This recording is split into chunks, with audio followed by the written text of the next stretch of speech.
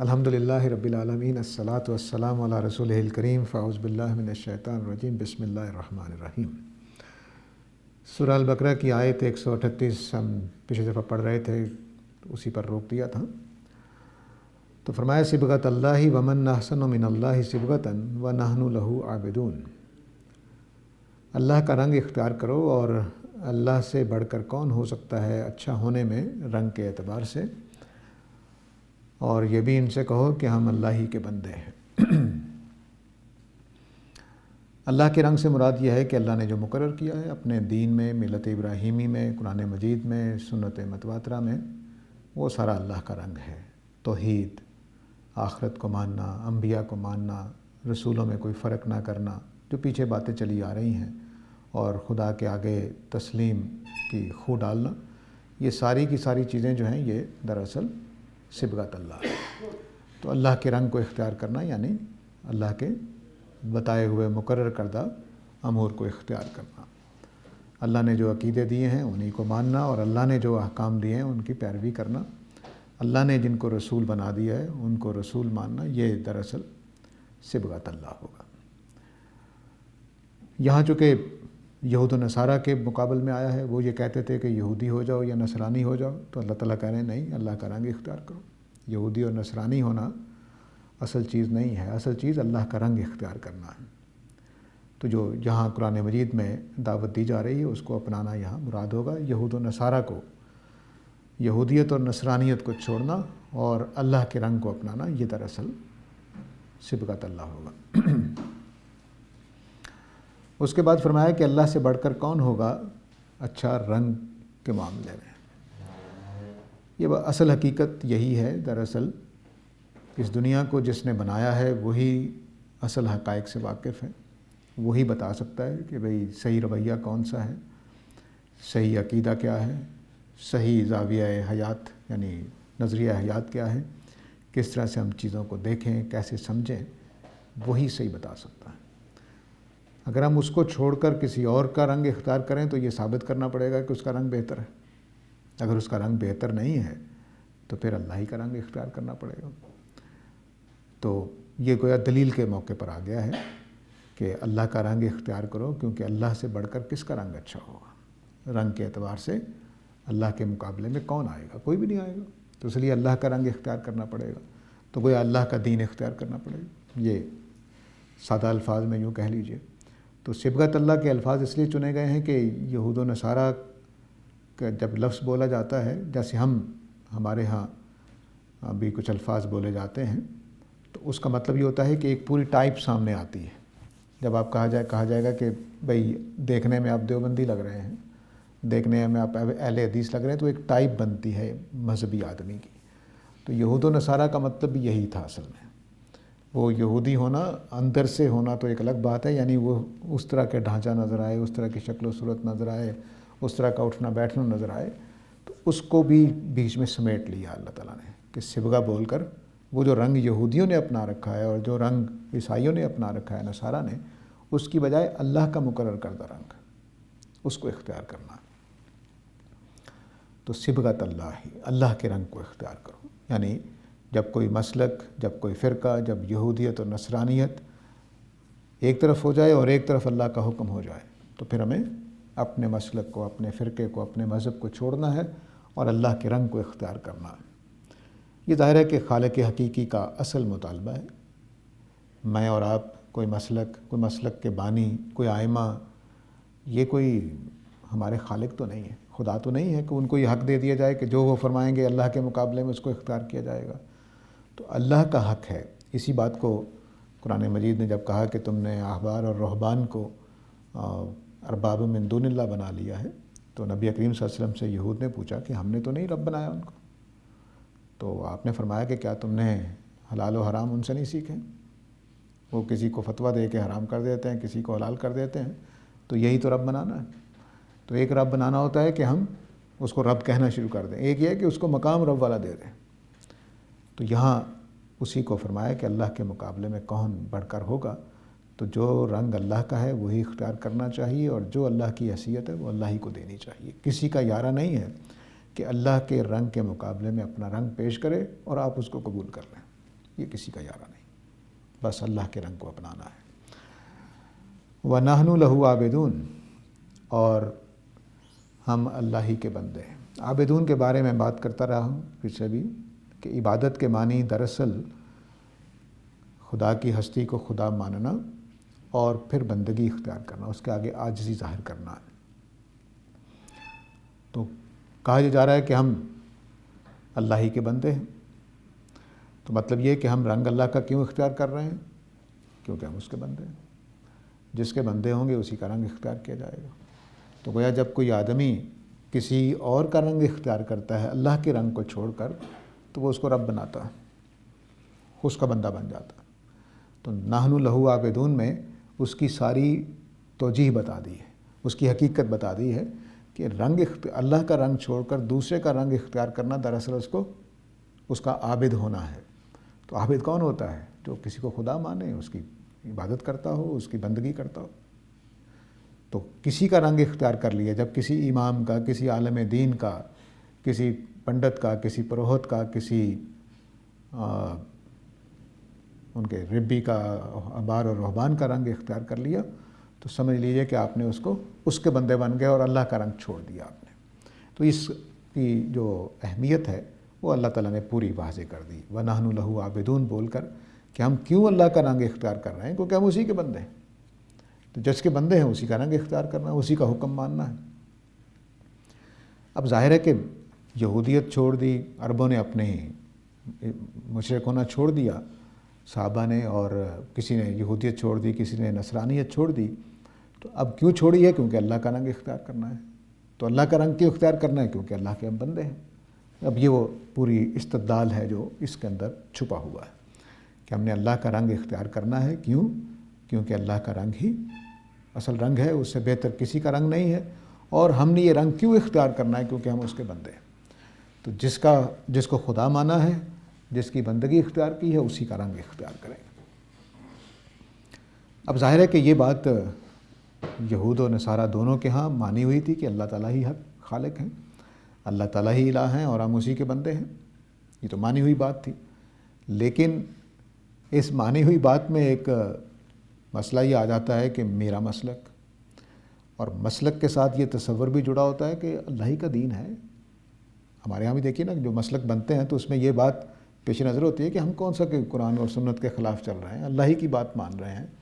لیکن یہ بھی آپ کو تجربہ ہوگا کہ مسلک کے خلاف بات کریں اور قرآن کی کوئی آیت پیش کر دیں یا حدیث پیش کر دیں تو آگے سے فرمائیں گے کہ بھئی جو تمہاری رائے ہوگی، ہم تو اس کو اس سے نہیں دیکھتے.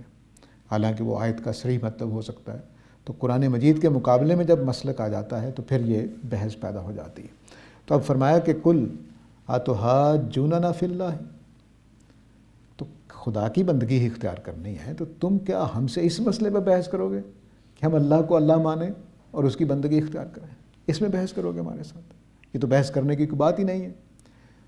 تم بھی جانتے ہو کہ اللہ ہی ہے، ہم بھی جانتے ہیں کہ اللہ ہی ہے، اسی کی بات ماننی ہے. تو اللہ ہی کا رنگ اختیار کرنا ہے، تو اللہ کے رنگ اختیار کرنے میں کیا بحث؟ تو اس لیے اس بحث کو چھوڑو اور جو اللہ تعالیٰ فرما رہے ہیں اس کو مان لو. یہ ہے اس کا مطلب کہ تم اس میں بحث کرو گے کہ اللہ کی بات مانے کہ نہ مانے، اس میں بات کرو گے اللہ کا رنگ اختیار کریں کہ نہ کریں. اس بحث کو چھوڑو. اور یہ جو اس طرح کا سوال ہوتا ہے وہ بات کو، بعید بات کو بیان کرنے کے لیے ہوتا ہے کہ اچھا یہ بھی بات تم کرو گے کہ کیا تم اللہ کے ساتھ، اللہ کے معاملے میں ہم سے بحث کرو گے؟ یعنی کوئی بحث کرنے والی بات ہے یہ مفہوم اس سوال کے اندر ہوتا ہے. تو کہا کہ ان سے کہہ دو کہ کیا تم اللہ کے بارے میں ہم سے بحث کرو گے کہ اللہ کی بات مانی جائے کہ نہ مانی جائے، اللہ کے رسولوں کو مانا جائے کہ نہ مانا جائے، اللہ کو کوئی پیغام آئے اور ہم اس کا انکار کر دیں، یہ بحث کرو گے ہمارے ساتھ؟ وَهُوَ رَبُّنَا وَرَبُّكُمْ، جبکہ تم بھی اور ہم بھی دونوں اس کو اپنا رب مانتے ہیں. تو رب ارباب من دون اللہ کے اوپر جو میں نے بحث کی ابھی تھوڑی دیر پہلے، تو اگر وہ بھی ہمارا بھی رب ہے، تمہارا بھی حکم اسی کا ماننا ہے، تو پھر یہ کیا بحث ہو گئی کہ تم کہتے ہو کہ اللہ کا رنگ اختیار نہیں کریں گے، ہم تو یہودی اور نصرانی ہونا چاہیے. تو یہودی اور نصرانی ہونے کی دعوت تو وہ دے جو یہ کہے کہ ہمارا رب کوئی اور ہے. تو جب ہمارا رب بھی وہی ہے، تمہارا رب بھی وہی ہے، تو اب یہ تو بحث نہیں ہے کہ ہم غلط کر رہے ہیں، ہم جب اس کی بندگی اختیار کر رہے ہیں، اللہ کا رنگ اختیار کر رہے ہیں، تو یہ تو بات ٹھیک ہے، تمہارے نزدیک بھی ٹھیک ہے، ہمارے نزدیک بھی ٹھیک ہے۔ فرق کس سے پڑے گا؟ یعنی دونوں اس بات کو مان رہے ہیں کہ ہمارا رب بھی اللہ ہے اور تمہارا رب بھی اللہ ہے، لیکن فرق کس سے پڑے گا؟ فرق اسی اسلمت لرب العالمین کی جو مرکزی بحث چل رہی تھی پیچھے 2 نشستوں میں ہم نے بات کی تھی کہ اصل یہاں جو ہے وہ اسلام ہے، مسلمون ہے، حضرت اسحاق کی، حضرت یعقوب کی اور سارے اسباط کی جو رائے تھی وہ یہی تھی کہ ہم مسلم بنیں گے، تو اصل چیز وہی ہے۔ تو اللہ کو ماننا اس میں کوئی بحث نہیں ہے، ان کا بھی نزدیک وہی ہے، صرف یہ مسئلہ تھا کہ اب ہم کیا کریں؟ نئی دعوت آ گئی، نبی کریم صلی اللہ علیہ وسلم مدینہ میں، مکہ میں اللہ کی طرف سے نئی کتاب لے کر آ گئے، تو جب یہ بات ثابت ہو گئی کہ یہ اللہ کا کلام ہے تو بس اب تو اللہ کی بات ماننی پڑے گی۔ اب یہ نہیں ہوگا کہ ہم کہیں گے کہ یہودی ہو جاؤ یا نصرانی ہو۔ یہی وہ پس منظر ہے جس میں یہ بات کہی جا رہی ہے کہ کیا تم ہم سے اس مسئلے میں بات کرو گے کہ اللہ کی بات مانی جائے کہ نہ مانی جائے، جبکہ وہ تمہارا بھی رب ہے اور ہمارا بھی رب ہے۔ فرق کس سے پڑے گا؟ فرق اعمال سے پڑے گا۔ وَلَنَا أَعْمَالُنَا وَلَكُمْ أَعْمَالُكُمْ۔ تو ہم جو خدا کی بندگی میں اسلمت لرب العالمین کی منزل طے کر رہے ہیں، یہ ہمارا عمل ہے، ہمیں فائدہ دے گا۔ اور تم جو کہہ رہے ہو کہ یہودی نصرانی ہو جاؤ، اللہ کی اس بات کو نہ مانو، تو تمہارا یہ عمل تمہارے کام آئے گا، تم اس کی سزا بھگتو گے۔ تو فرق کس سے پڑنا ہے؟ یہ تو تم بھی مان رہے ہو کہ ہمارا رب ہے، اور تم بھی یہ مان رہے ہو کہ رب ہی کی بندگی ہونی چاہیے، لیکن کر کیا رہے ہو؟ کر یہ رہے ہو کہ تم اللہ کو رب ماننے کے باوجود اس کو رب کا مقام نہیں دے رہے ہو، اپنے مسلکوں کو دے رہے ہو۔ جبکہ ہم نے کیا کیا ہے؟ ہم نے اپنا شرک چھوڑ دیا، ہم نے اپنی بت پرستی چھوڑ دی، اپنے آبا کا دین چھوڑ دیا، سیدھے سیدھے اللہ کے دین پر آ گئے۔ کیوں؟ کیونکہ وہ ہمارا رب ہے۔ تو ہمارا عمل ہمیں کامیابی کی طرف لے جائے گا، تمہارا عمل تمہیں نقصان پہنچائے گا۔ اور یہ سارا کچھ ہم کیوں کر رہے ہیں؟ کیوں اپنا شرک چھوڑ دیا؟ کیوں اپنی بت پرستی چھوڑ دی؟ میں صحابہ کو بیان کر رہا ہوں، یہ سب کچھ کیوں کر دیا ہم نے؟ اس لیے کہ وَنَحْنُ لَهُ مُخْلِصُونَ، ہم اللہ کے خالص بندے ہیں۔ اس لیے نہیں کہ کوئی دنیا کا فائدہ ہے، اس لیے نہیں کہ نہیں، ہم نے اللہ کو اپنا رب مانا ہے تو اس کے ساتھ مخلص، اور اسی کی اطاعت کرنی ہے، اسی کی بات ماننی ہے، اسی کی دی ہوئی ہدایت کو تسلیم کرنا ہے۔ تم اپنی ہدایتیں اپنے پاس رکھو، ہمیں اس کی ضرورت نہیں ہے، ہمیں تو خدا کی ہدایت چاہیے۔ یہ وہ پیغام ہے جو سورہ البقرہ کے شروع ہی میں دے دیا گیا تھا کہ اولئک علی ھدی من ربہم۔ صحابہ کی شان ہی یہی تھی کہ وہ اپنے رب کی طرف سے آنے والی ہدایت پر ہو گئے تھے، اولئک علی ھدی من ربہم۔ تو خدا کی ہدایت پر ہونے ہی کا مطالبہ یہود سے کیا جا رہا تھا، اور مجھے آپ سے بھی ہے۔ آج اب خدا کا مطالبہ کچھ بھی نہیں ہے سوائے اس کے کہ میں نے جو ہدایت نازل کی اس پر آ جاؤ، میں نے جو نظریات دیے ہیں ان کو اپنا لو، میں نے جو عقائد دیے ہیں ان کو اختیار کر لو، جن چیزوں سے میں نے روکا ہے ان سے رک جاؤ، جن چیزوں کے کرنے کا کہہ رہا ہوں وہ کرو۔ اور خدا کا مطالبہ کیا ہے؟ یہی ھدی من ربہم ہے۔ تو ہم نے کیا کیا؟ ہم نے بھی یہود کی طرح اس میں اضافے کر دیے، اپنے مسلک کے اعتبار سے، ہونے والی بحثوں کے اعتبار سے۔ یعنی کتنے عقیدے ہیں جو ہم نے بنائے فلسفیوں کا جواب دیتے ہوئے، کتنے عقیدے ہیں جو ہم نے روافض کا جواب دیتے ہوئے بنائے، کتنے عقیدے ہیں جو دور جدید میں ہم نے بنائے کہ انگریزوں کا جواب دیا جا سکے یا کچھ منکرین کا جواب دیا جا سکے۔ تو ہم اضافے کرتے چلے جاتے ہیں۔ اللہ تعالیٰ ساری باتوں کو جھاڑ کے کہتے ہیں نہیں، سیدھے سیدھے میری بات پہ آ جاؤ، جو میں نے نازل کی ہے، جو میرا رنگ ہے اس کو اختیار کرو۔ اب ظاہر ہے کہ یہ مطالبہ ایک اعتبار سے دیکھیں تو حقیقی مطالبہ ہے، لیکن ہے بہت مشکل۔ کرنے والوں کو اپنے آباء و اجداد کا دین چھوڑنا پڑتا ہے، اپنی مانی ہوئی باتیں چھوڑنی پڑتی ہیں، اپنے مانے ہوئے عقیدے جن کے ساتھ بچپن گزرا ہو، جوانی گزری ہو، عقیدتیں، احترام اور پتہ نہیں کیا کچھ ہو جاتا ہے، وہ چھوڑنا پڑتا ہے۔ اس کے لیے صرف ایک ہی چیز کام آتی ہے، وہ آپ کا اخلاص ہے خدا کے ساتھ۔ اگر واقعتاً ہم اللہ کے خالص بندے ہیں تو پھر ہر چیز قربان کرنے کو تیار ہو جائیں گے۔ تو اس لیے یہاں پر قرآن مجید میں بار بار ایک جملہ بولا جاتا ہے، مخلصین لہ الدین، مخلصین لہ الدین، مخلصین لہ الدین۔ معافی چاہتا ہوں. مطلب کیا ہے کہ دین خدائی کی طرف سے لینا، اطاعت اسی کی کرنی ہے اور کس کی کرنی ہے، تو اس کو خالص ہونا چاہیے. تو اب اصل جو محرک جو بات یہاں بتائی جا رہی ہے کہ تمہارے یہودیت و نصرانیت کے نعرے لگانے کا مقصد کیا ہے کہ تم اللہ کے ساتھ مخلص نہیں ہو، تم اللہ کے بندے نہیں ہو، بلکہ اپنے اپنے مسلک کے بندے ہو. مسلک میں بندنا بری بات نہیں ہے اگر وہ قرآن و سنت کے مطابق ہو، لیکن مسلک میں اس اعتبار سے بند جانا کہ آدمی اللہ ہی کی بات ماننے سے رک جائے، قرآن و سنت ہی کو ماننے سے رک جائے، تو پھر کام خراب ہو جاتا. تو میں یہ عرض کر رہا تھا جی کہ وَنَحْنُ لَهُ مُخْلِصُونَ میں یہ بات بتائی جا رہی ہے کہ دراصل آدمی کو اپنا فرقہ اور اپنا مسلک اور اپنے آباء و اجداد کا دین چھوڑنے میں جو چیز رکاوٹ بنتی ہے وہ خدا کے ساتھ اخلاص نہ ہونا ہے، اور جو چیز معاون ہوتی ہے وہ خدا کے ساتھ اخلاص.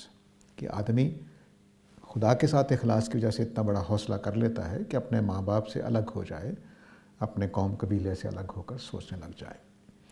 تو صحابہ کی یہی خوبی تھی کہ جس کو سورہ البقرہ کے شروع میں بھی بیان کیا گیا ہے کہ اولئک علی ھدی من ربہم، وہ اپنے رب کی ہدایت پر تھے. اب اس کے اندر ایک بات یوں کہہ لیجئے کہ ایک ایسا، جب ہم کوئی بات کر رہے ہوتے ہیں تو دوسرے کے ذہن میں کچھ سوالات ہوتے ہیں. جیسا میں نے پہلے بھی عرض کیا کہ جب ہم کسی اپنے مسلک کی بات کریں تو ہم بھی کہتے ہیں ہم خدا کے دین پر ہی ہیں، قرآن و سنت کے مطابق ہی چل رہے ہیں. تو یہ تصورات بھی ہوتے ہیں. ایسا ہی تصور کچھ یہود نے بھی یہاں پیش کیا اور نصارہ نے بھی. فرمایا کہ ام تقولون ان ابراہیم و اسماعیل و اسحاق و یعقوب و الاسباط کانوا ھودا او نصارا. تو فرمایا کہ کیا تم ان کے کہنے پر، یہود و نصارہ کے کہنے پر یہ کہتے ہو کہ ابراہیم، اسماعیل، اسحاق، یعقوب اور ان کی اولادیں علیہم السلام سارے کے سارے یہودی اور نصرانی تھے؟ مطلب کیا ہوا؟ مطلب یہ ہے کہ آپ دین کی دعوت دے رہے ہیں ملت ابراہیمی کی، تو ہم بھی تو ملت ابراہیمی پر بھی. حضرت ابراہیم کیا تھے؟ یہودی تھے نا، یہودیہ کہیں گے، اور نصرانی کہیں گے کہ ابراہیم کیا تھے؟ نصرانی تھے. ٹھیک ہے، اس لیے ہمارا دین جو ہم بات کر رہے ہیں یہودیت، وہ بھی دین ابراہیمی ہے، اور جو نصرانیت کی ہم بات کر رہے ہیں وہ بھی دین ابراہیمی. تو مطلب یہ تھا ان کا یہ کہنے کا کہ ابراہیم سے لے کر ان کی اولادوں تک سارے کے سارے یا یہودی تھے یا نصرانی تھے. تو ایسا تو نہیں ہے کہ ہم کوئی غیر اللہ کی بات کر رہے ہیں یا ملت ابراہیمی سے باہر ہونے کی بات کر رہے ہیں. تو اس کا جواب اللہ تعالیٰ نے بڑا دلچسپ دیا ہے. فرمایا ان سے کہہ دو انتم اعلم ام اللہ، کیا تم زیادہ جانتے ہو کہ اللہ تعالیٰ زیادہ جانتے ہیں؟ یعنی تم جن باتوں کو ملت ابراہیمی کا حصہ بنا رہے ہو وہ ملت ابراہیمی کا حصہ نہیں ہے. اور یہودی کب یہودی بنے یہ اللہ کو پتہ ہے کہ تمہیں پتہ ہے. وہ ابراہیم علیہ السلام کے بعد بنے ہیں، پہلے نہیں بنے ہیں. اور نصارہ کب بنے ہیں؟ وہ بھی ان کے سب کے بعد بنے ہیں. بلکہ یہ کہنا چاہیے کہ حضرت عیسیٰ سب سے اینڈ پہ آئے ہیں بنی اسرائیل میں. تو نصارہ کا وجود تو حضرت عیسیٰ کے ساتھ ہے. تو یہ سارے کے سارے کیسے یہودی و نصرانی ہو سکتے ہیں؟ تو ہم کیا کرتے ہیں، انسان غلطی اکثر یہ کرتے ہیں کہ آج کے مذہب کو پرانے بزرگوں پر لگا دیتے ہیں کہ آج جو ہم کچھ مان رہے ہیں وہ تو پرانے بھی مان رہے تھے. مثلاً احناف سے پوچھیں تو ان کا خیال یہ ہوتا ہے کہ ہم وہی مذہب مان رہے ہیں جو ابو حنیفہ رحمہ اللہ کا تھا. شفافے سے پوچھیں تو کہتے ہیں ہم اسی مسلک پر ہیں جو امام شافعی رحمہ اللہ کا تھا. ایسا تو نہیں ہوتا. ابو حنیفہ کو رحمہ اللہ کئی باتوں کا پتہ ہی نہیں ہوگا جو آج اب حنفی مانتے ہیں. امام شافعی کو بھی کتنی باتوں کا پتہ نہیں ہوگا جو آج کے شافعی مسلک کے لوگ مانتے ہیں. جس کی میں ایک مثال اکثر دیا کرتا ہوں طالب علموں کو کہ ابن حبان ایک بڑے محدث مشہور ہیں. ان کو اس وجہ سے دیس نکالا دیا گیا کہ وہ معتزلی نقطہ نظر کے مطابق اللہ تعالیٰ کو غیر محدود مانتے تھے. ان کو دیس نکالا دے دیا اہل سنت کے علاقے سے کہ وہ خدا کو غیر محدود مانتے ہیں، تو ان کو نکال دیا گیا. آج سارے اہل سنت اللہ کو غیر محدود مانتے ہیں۔ حیرت کی بات ہے نا۔ تو اس طرح سے ہمیں پتہ نہیں چلتا، ہم آج کے مسلک کو، آج کے تصور کو، آج کے دینی خیال کو سمجھتے ہیں کہ ابو حنیفہ رحمہ اللہ بھی یہی مانتے تھے، امام شافعی رحمہ اللہ بھی یہی مانتے تھے، امام مالک بھی یہی مانتے تھے۔ ایسا نہیں ہوتا۔ تو پیچھے تحقیق کر کے دیکھیں تو بڑی باتیں بدل جاتی ہیں، بہت ساری چھن کے یہیں رہ جاتی ہیں، وہ 100 سال پیچھے بھی نہیں جاتی، کوئی 200 سال پیچھے نہیں جاتی، کوئی 300 سال پیچھے نہیں جاتی۔ اس طرح سے ہوتا ہے۔ تو ایک مسئلہ کوئی اٹھا کر دیکھ لیں، احناف کے علماء کو، ہمارے اہل حدیث علماء کو بھیج دیں، مسئلہ ایک اٹھائیں، مختلف علماء کو بھیج دیں، سب کے جواب مختلف ہوں گے، کچھ چند چیزیں مشترک ہوں گی۔ تو اس وقت بھی بیٹھے ہوئے علماء آپس میں ایک ہی مسلک کے متفق نہیں ہوتے، سوائے اس کے کہ کوئی بڑا آدمی ان کی بات کر دے اور پھر سارے اس کو فالو کرنے لگ جائیں۔ لیکن اس کا سب سے اچھا مظاہرہ ہمارے ہاں تقی عثمانی صاحب، اللہ تعالیٰ ان کی زندگی لمبی کرے، انہوں نے جو سود کے اور بینکنگ کے مسائل میں باتیں کی ہیں اس کے خلاف حنفی بھی لکھ رہے ہیں، اہل حدیث بھی لکھ رہے ہیں۔ تو اپنے ہی مسلک میں اتفاق نہیں ہوتا بعض اوقات۔ تو اس لیے یہ جو آج کے بیٹھا ہوا آدمی جو ہے وہ سمجھتا ہے کہ ابراہیم علیہ السلام بھی وہی تھے جو آج میں، اس کو اللہ تعالیٰ نے کہا ہے کہ نہیں، تم نہیں جانتے ہو، میں جانتا ہوں، تمہیں نہیں معلوم کہ ابراہیم علیہ السلام کیا تھے، تم اپنے آج کے تصورات کو ابراہیم علیہ السلام کے نام پہ لگا رہے ہو۔ تو ان سے کہہ دو انتم عالم ام اللہ، کیا تم زیادہ جانتے ہو کہ اللہ تعالیٰ زیادہ جانتے ہیں؟ تو یہ بہت ہی خوبصورت جواب ہے۔ یعنی حقیقتیں جو ہوتی ہیں وہ بعض اوقات ہم جذبات میں آ کر اپنے مسلک کی حمایت میں، اپنے اس کی جو عقیدت ہوتی ہے، اس کے ساتھ جو عصبیت ہوتی ہے، اس کے ساتھ جو تعلق ہوتا ہے، اس میں پھر بڑی بڑی باتیں کر جاتے ہیں کہ ابراہیم اور اسماعیل بھی نعوذ باللہ یہودی اور نصرانی تھے۔ بلکہ تورات بھی حضرت ابراہیم کے بعد نازل ہوئی ہے، تو اگر یہودیت تورات سے شروع ہوتی ہے تو وہ حضرت موسیٰ سے شروع ہوگی، تو کوئی تعلق نہیں ہے ابراہیم علیہ السلام سے۔ اور پھر ابراہیم علیہ السلام کا جو تصور یہود کے ہاں ہے وہ ادھر بنی اسماعیل کے ہاں بہت مختلف ہے، بہت مختلف ہے۔ ابراہیم علیہ السلام یہاں جو ہیں وہ بہت بڑے آدمی ہیں، اور جو بنی اسرائیل کے ہاں ہیں وہ اتنے بڑے انسان نظر نہیں آتے، یعنی انہوں نے اس طرح سے گرانے کی کوشش کی ہے۔ حضرت موسیٰ بڑے نظر آتے ہیں۔ یہ عجیب و غریب بات ہے کہ قرآن مجید میں ابراہیم علیہ السلام بہت بلند نظر آتے ہیں، بہت شاندار ہستی، بہت شاندار کردار، لیکن ادھر حضرت موسیٰ بڑے نظر آتے ہیں، اور ابراہیم علیہ السلام تو بس ایک خدمت گویا کر گئے کہ بنی اسماعیل کی بنیاد ڈال گئے، اس طرح سے محسوس ہوتا ہے۔ وہ جھوٹ بھی بول رہے ہیں، وہ کچھ اس طرح کے کام بھی کر رہے ہیں، تو وہ ایک فرق ہے۔ یہ خیر اہل تورات نے سارے ہی انبیاء کے ساتھ کیا ہے۔ حضرت نوح کا پڑھ لیں تو وہ شراب پی رہے ہیں اور پتہ نہیں کیا کیا، اللہ تعالیٰ معاف کرے۔ تو انہوں نے کچھ گڑبڑ کی ہے، اپنی کتابوں میں کچھ ایسی چیزیں ڈال دی ہیں جو اصل میں نہیں تھیں۔ تو بہرحال ابراہیم علیہ السلام اور اسماعیل علیہ السلام، اسحاق، یعقوب جو اولادیں ہیں ان کی، ان میں سے کوئی بھی یہودی اور نصرانی نہیں تھا۔ کوئی نبی کسی مسلک کو ماننے والا نہیں ہوتا، یہ ہمیشہ یاد رکھیے، کوئی بھی نبی کسی مسلک کو ماننے والا نہیں ہوتا۔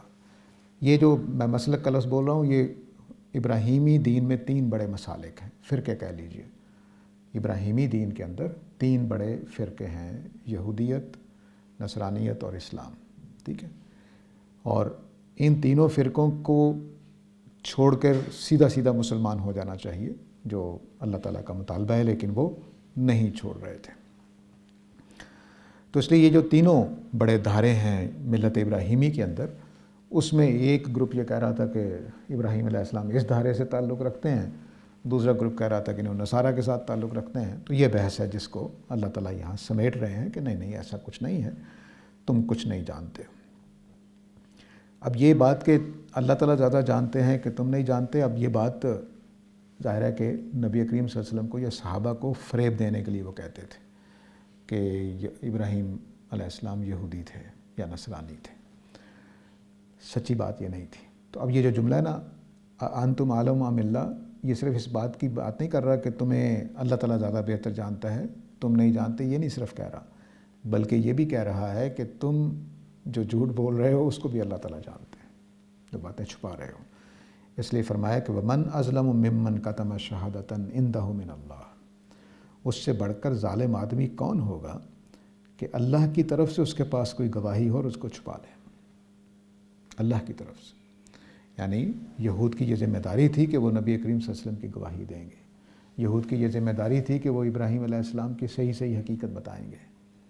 تو یہ جانتے تھے. اس کا مطلب بہت گہرا ہے. ایک یہ بات کہ یہود حضرت ابراہیم علیہ السلام کے بارے میں جو کچھ تورات میں لکھا ہوا اس کے علاوہ بھی کچھ جانتے تھے، لیکن وہ بتاتے نہیں تھے. آپس میں تو باتیں کرتے ہوں گے، لیکن قریش کے ہاں یعنی یہ ماننے کو تیار ہی نہیں تھے کہ ابراہیم علیہ السلام کبھی مکہ میں آئے ہیں اور رہے ہیں. ماننے کو تیار ہی نہیں تھے.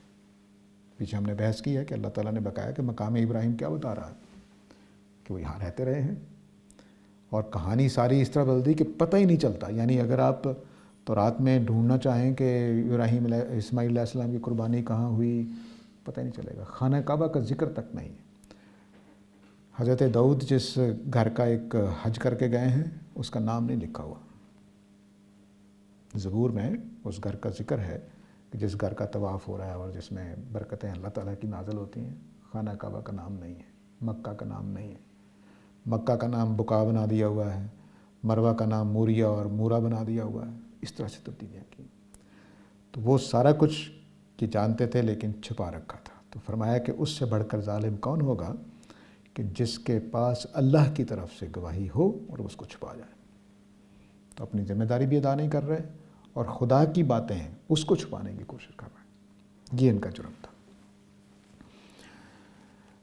تو اب یہ ظاہر ہے کہ صرف یہ بات نہیں ہے کہ وہ اسلمت لرب العالمین کی منزل نہیں پار کر سکے، بلکہ وہ اس سے بڑھ کر بڑے بڑے کبیرہ گناہ کر رہے ہیں کہ خدا کی گواہی کو چھپا رہے ہیں. صرف یہودی کی بات نہ کیجیے، اپنے آئینہ اپنے گریبان میں بھی جھانکنا چاہیے کہ ہم بھی بڑی بڑی گواہیاں چھپاتے رہے ہیں. ابھی بھی چھپاتے ہیں. اپنے مسلک کے خلاف جب بات آ جاتی ہے تو آیتوں کے معنی بدل دیتے ہیں، منسوخ کر دیتے ہیں، تخصیص کر دیتے ہیں. جب اپنے مسلک کے خلاف بات آتی ہے تو ہم بھی یہی کرتے ہیں. تو اس لیے صرف جو بھی قوم انسان کی بدقسمتی ہے کہ جب وہ کوئی 100-200 سال گزار لیتی ہے، تو آپ دیکھیے کہ امام ابو حنیفہ رحمہ اللہ نے مسلک نہیں بنایا تھا، بن گیا. امام شافعی نے کوئی مسلک نہیں بنایا تھا، کتابیں لکھی تھی 2-4، مسلک بن گیا. ایسا ہی مذہب جب اللہ کے رسول آتے ہیں تو جب وہ امت تیار کرتے ہیں تو 100-200 سال کے بعد ان کے اندر پھر وہ ایک عجیب طرح کی فضا پیدا ہو جاتی. چنانچہ وہ اپنے اپنے دائروں میں بس مگن سے ہو جاتے ہیں. مگن ہو جاتے ہیں تو اصل دین وہیں کا وہیں پڑا رہ جاتا ہے، بس اپنے اپنے ایک رنگ پیدا ہو جاتے ہیں.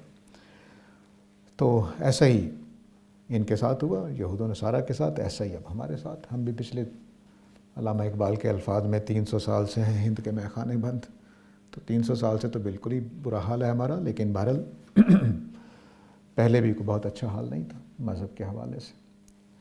تو ہم نے ایک دوسرے کو مارا پیٹا بھی ہے، قتل و غارت بھی کی ہے اور ابھی تک جاری ہے. تو وجہ یہی ہوتی ہے کہ میرے خیال میں جو بات ہے وہی درست ہے، آپ کی بات جو آپ کے خیال میں درست ہے وہ میرے خیال میں غلط ہے. اب آپ کافر ہو گئے ہیں، زندیق ہو گئے ہیں، فلاں ہو گئے ہیں، فلاں ہو گئے ہیں. تو یہ بحثیں چل پڑتی ہیں. ایسا ہی یہاں پر ہوا کہ انہوں نے کہا کہ بھئی اصل میں تو یہودیت ہی ہے، اصل میں تو نصرانیت ہی ہے، باقی ساری باتیں غلط ہیں. اب نبی کریم صلی اللہ علیہ وسلم جیسا رسول ہو، قرآن مجید جیسی کتاب ہو، حق بات بالکل واضح ہو گئی ہو اور سننے والا کہے کہ میں نہیں یہودی ہو گئے تب تمہیں ہدایت ملے گی، یہ بڑی جرأت ہے، بہت بڑی جرأت ہے. تو فرمایا کہ وَمَا اللَّهُ بِغَافِلٍ عَمَّا تَعْمَلُونَ، دیکھو جو کچھ تم کر رہے ہو اللہ اس سے غافل نہیں ہے. یہ جملہ بہت تہدید کا ہے، دھمکی کا ہے، بہت زور ہے کہ جن باتوں کی وجہ سے تم یہ گواہیاں چھپا رہے ہو، تم یہ باتیں بنا رہے ہو، یہودیت اور نصرانیت کے نغمے گا رہے ہو، ان مقاصد کو اللہ تعالیٰ جانتے ہیں.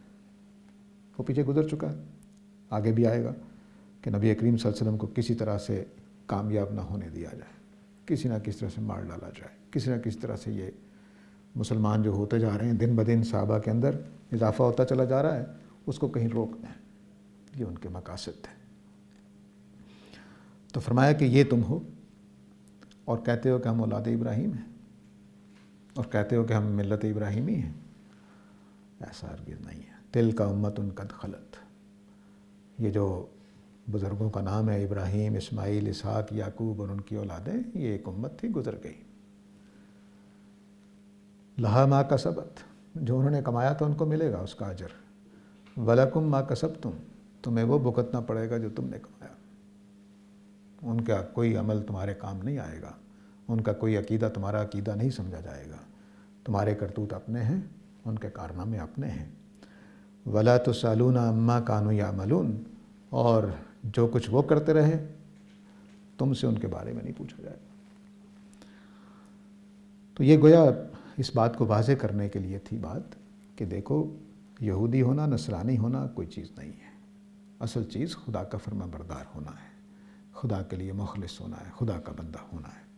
یہ جو الفاظ یہاں بولے گئے ہیں ان کو دوبارہ ایک نظر ڈال لیجئے. وَنَحْنُ لَهُ عَابِدُونَ، ایک یہ بات کہی گئی ہے، ٹھیک ہے. ایک اس سے پیچھے تھی نَحْنُ لَهُ مُسْلِمُونَ، اس کے بعد نَحْنُ لَهُ عَابِدُونَ وَنَحْنُ لَهُ مُخْلِصُونَ. یہ اہم وہ خصائص ہیں جو بندہ مومن میں ہونے چاہیے. اگر وہ مسلم نہیں ہے، خدا کا فرما بردار نہیں ہے، عابد نہیں ہے، خدا کو خدا مان کر اس کی بندگی پر نہیں ہے، اور خدا کے ساتھ مخلص نہیں ہے، تو اس کا ایمان پھر کیا ہے؟ کچھ بھی نہیں. وہی کہ بس ایک خیالات رکھتا ہے، اس سے زیادہ کچھ بھی نہیں ہے. تو وَنَحْنُ لَهُ مُسْلِمُونَ وَنَحْنُ لَهُ عَابِدُونَ. نَحْنُ لَهُ مُسْلِمُونَ جو ہے وہ آیت 136 میں ہے، پھر نَحْنُ لَهُ عَابِدُونَ 138 میں ہے، اور مخلصون 139 میں ہے. یہ تینوں جو وصف ہیں یہ مومن ہونے کے لیے ضروری ہے. اگر یہ تینوں وصف نہیں پائے جاتے تو ایمان کی دولت سے محرومی رہے گی، اس حوصلے سے محرومی رہے گی جو حق کو ماننے اور باطل کو چھوڑنے کے لیے چاہیے ہوتا ہے. اور اس چیز کی کمی رہے گی کہ آپ عمل بھی نہیں کر سکتے، پھر ہیلے ہوتے ہیں، پھر فقہ کے اندر راستے نکالے جاتے ہیں، شریعت کے اندر راستے نکالے جاتے ہیں، کیونکہ آپ کے اندر وہ حوصلہ ہی نہیں ہے. نہ آپ مسلم ہیں، نہ آپ عابد ہیں، نہ آپ مخلص. تو یہ تین وصف ہر مومن کے اندر ہونے چاہیے، جس کی وجہ سے وہ حق پر قائم رہتا ہے. یہ حق پر قائم رہنے کی اسلمت لرب العالمین والی منزل کو پانے کے لیے ضروری ہوتا ہے. تو دین کا مطالبہ کیا ہے کہ خدا کے حکم کے آگے سب کچھ چھوڑ دیا جائے، بس بات مان لی جائے. اس کے لیے یہ تین وصف چاہیے کہ آدمی خدا کا فرما بردار ہو، مسلم ہو، آدمی خدا کو واقعی اپنا خدا مانتا ہو اور اس کی اطاعت کے لیے تیار ہو، اور وہ اپنے اس عمل میں مخلص ہو. جس نے یہ منزل پالی اس کے لیے ہدایت پر چلنے، قائم رہنے، ہدایت کے راستے میں آنے والی مشکلیں عبور کرنے میں کوئی مشکل نہیں ہوگی. پھر وہ گواہیاں چھپاتا نہیں ہے، پھر وہ اکیلا کھڑا ہو جاتا ہے. وہ ابوبکر عمر بن جاتے ہیں کہ دنیا ایک طرف ہے، میں نے بات مان لی حق کی.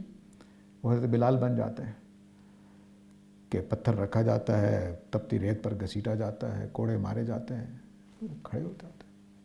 یہ وہ وصف آ جاتا ہے جس کے اندر یہ تین چیزیں موجود ہوتی ہیں. حضرت بلال میں اور ابو جہل میں فرق کیا ہے؟ یہی فرق ہے.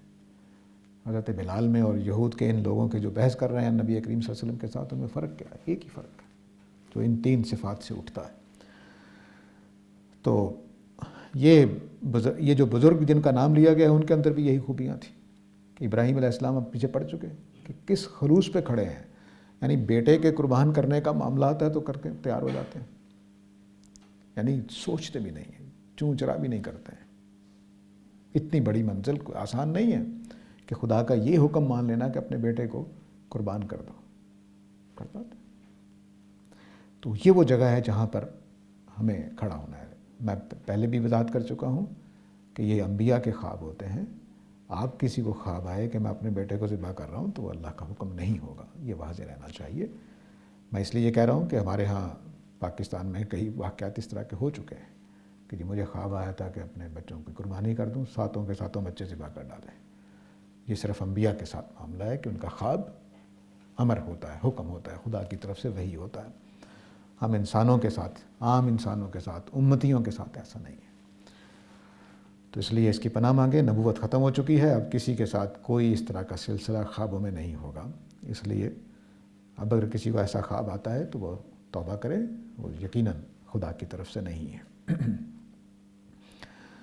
تو اب خدا نے یہاں تک، اللہ تعالیٰ نے سورہ البقرہ میں یہاں تک آتے آتے چند حقائق واضح کر دیے ہیں. ایک حقیقت یہ واضح کر دی کہ یہود جو کہہ رہے تھے کہ ہم اللہ اور آخرت پر ایمان لاتے ہیں، یہ آیت نمبر 12-13 تھی غالباً سورہ البقرہ کی، کہ ہم اللہ اور آخرت پر ایمان رکھتے ہیں، وہ جھوٹ بات تھی. وہیں اللہ تعالیٰ نے کہہ دیا تھا کہ یہ جھوٹ ہے.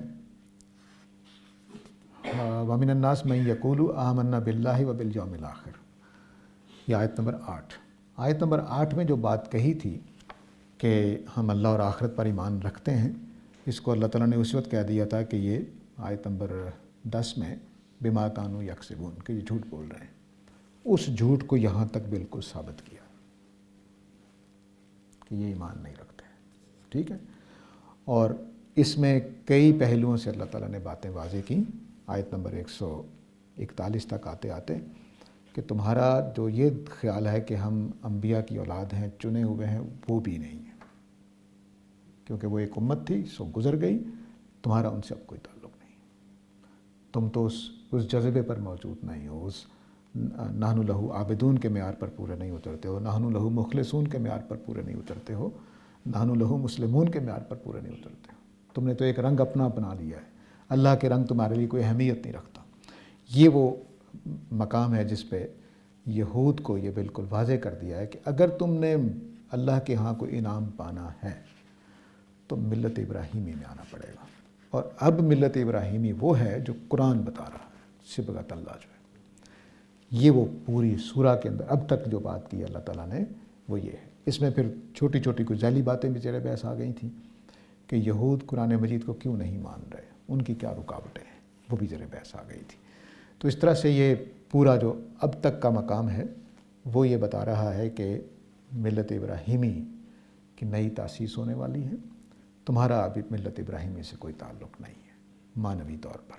اولاد ہو تم نسلی طور پر، لیکن معنوی طور پر تمہارا کوئی تعلق نہیں ہے. آگے جب ہم چلیں گے، ٹائم چونکہ ہو چکا ہے، تو اگلی جو آیت ہے، آگے ایک آیت چھوڑ کر 143 نمبر آیت میں وَكَذَلِكَ جَعَلْنَاكُمْ أُمَّةً وَسَطًا، تو اب صحابہ کو بتایا گیا، یعنی امت مسلمہ کو، کہ تمہارا اب کیا حیثیت ہے.